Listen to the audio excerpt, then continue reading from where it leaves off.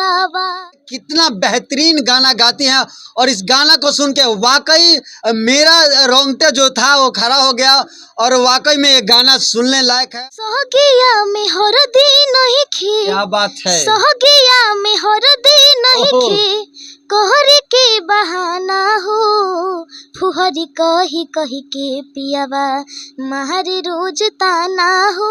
मैं चाहूंगा कि आपका उम्र कितना है? मेरा उम्र 10 साल। देखिए 10 साल की लड़की और कितना बेहतरीन गाना गाती है। वाकई में गाना सुन के दिल गदगद हो जाता है। झारस जब बाल सैया जी, लागस कहमाल सैया जी, बगली से निकाल सैया जी, उड़ा बस रुमाल सैया जी, 75 करी हैया डोले रे। कि भोजपुरी में आप किस सिंगर को आइकन मानती हैं अपना, मतलब उसको देख के कि हम इसी के तरह गाना गाएंगे, इसके तरह जाना चाहेंगे? शिल्पी जी। शिल्पी जी। हमरो के ओही देसे ले चल तेरे लिया रे, पियावा बसे ले जवना देश रे।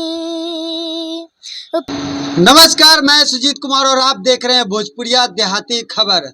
अभी हम नोएडा के सेक्टर 5 में है और रियल टोन स्टूडियो में है और हमारे साथ हैं बहुत ही प्यारी, बहुत ही क्यूट सी लड़की जो बहुत ही बेहतरीन गाना गाती है। इनका आवाज़ सुन के मैं वाकई में आप सोच में पड़ जाएंगे। तो सबसे पहले हमारे चैनल में आपका स्वागत है। नमस्कार, मैं सबको मेरे तरफ से सबको आदरणीय। अच्छा ठीक है, आपका नाम क्या है?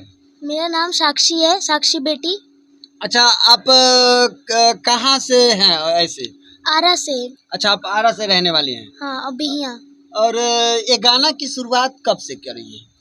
हम एक जागरण में गए थे। अच्छा। तब एक कुमार सरवन अंकल जी ने अच्छा। हमारा गाना सुना। हाँ। तब से हमें बुलाने लगे स्टूडियो में, तब से मेरा गाना स्टार्ट हो गया। अच्छा, वो कितना सपोर्ट करते हैं कुमार सरवन जी आपको? बहुत ज़्यादा। बहुत ज़्यादा। हाँ। अच्छा, मैं चाहूँगा कि आगे बढ़ने से पहले एक गाना हो जाए जो आपने फर्स्ट गाना जो गाया है। हाँ, कहरवा रे तनिका इधर करके थोड़ा कैमरा खींच दे हारावा, कहरवा रे तनिका खींच दे हारावा, नजर भर देख लीही, नजर भर देख लीही, बाबा के दुआरवा, कहरवा रे तनिका खींच दे हारावा, कहरवा रे तनिका खींच दे हारावा। माई हमर पोसले बिया आसरा लगा के, बाबूजी खिलवले बाड़े अंगूरी धरा के, लोहरवा से भीज गइल, अलोरवा से भीज गइल, भौजी के आचरवा, कहरवा रे तनिका खींच दे हारावा, कहरवा रे तनिका खींच दे हारावा। अच्छा, आपका यूट्यूब पे क्या नाम से आता है गाना? साक्षी बेटी। साक्षी बेटी के नाम से यूट्यूब पे इनका वीडियो आता है और देख लीजिए कितना बेहतरीन गाना गाती हैं और इस गाना को सुन के वाकई मेरा रोंगटे जो था वो खड़ा हो गया और वाकई में ये गाना सुनने लायक है। और मैं चाहूँगा कि आपका ये जानना चाहूँगा कि आपका उम्र कितना है? मेरा उम्र 10 साल।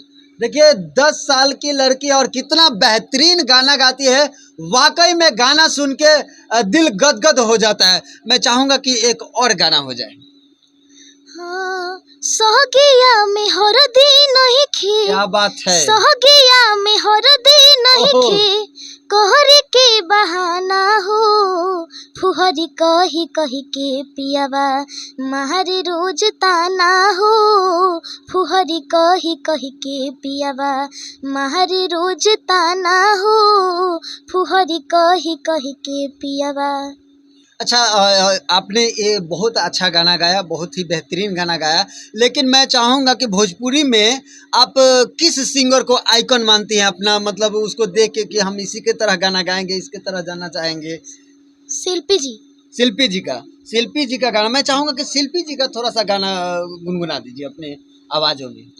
हाँ रोजे रोजे इधर इधर एक जाले मिनट, हाँ तू हाँ, ता फिर से पिया रोजे रोजे जाले तू ता पिया के नगरिया कहियो ना बस तोरा संगे मोर सवरिया त रोजे रोजे जाले तू ता पिया के नगरिया कहियो नया बस तोरा संगे मोर सवरिया त नहीं आवे उहनो कर स नेहे सहो हमरो के ओही देसे ले चल तेरे लिया रे पिया वाह बसे ले जवना देश रे पिया वाह बसे ले जवना देश रे।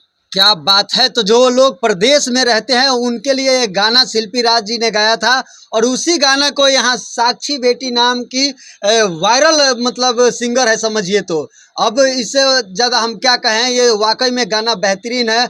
और शिल्पी राज के नाम पे आपने गाना गाया और शिल्पी राज को अपना आइकन मानती हैं, तो मैं चाहूँगा कि शिल्पी राज का सबसे बेहतरीन गाना, सबसे ज़्यादा वायरल होने वाला गाना था नदी बीचे नैया डोले। उस गाना को मैं चाहूँगा आपके आवाज़ में।